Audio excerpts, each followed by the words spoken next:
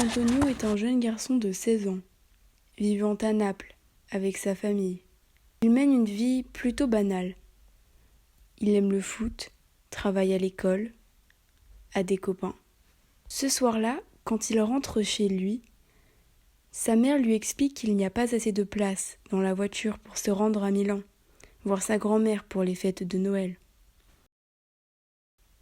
Antonio prend alors le lendemain le train express 904 à 18h30, reliant Naples à Milan.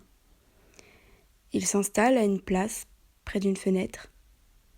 Le train avance, trace sa route, avec plus de 700 voyageurs à bord. Il entre alors dans un tunnel. Il n'en ressortira pas.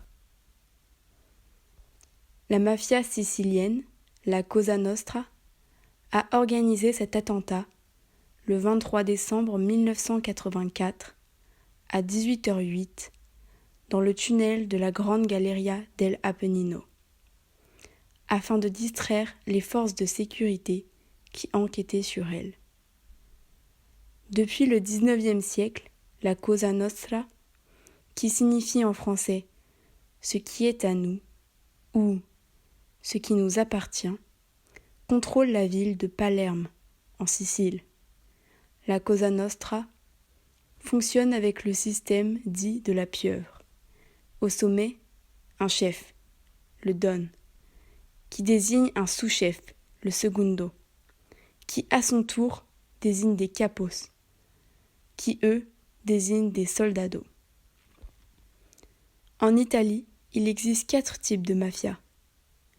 La Cosa Nostra, qui dirige la Sicile, la Camorra, ou mafia napolitaine, en Campanie, la Sacra Corona, Unita, dans le talon de la botte italienne, et la 'Ndrangheta, la plus puissante, à la tête des grands trafics de cocaïne, présente en Calabre, le pied de la botte.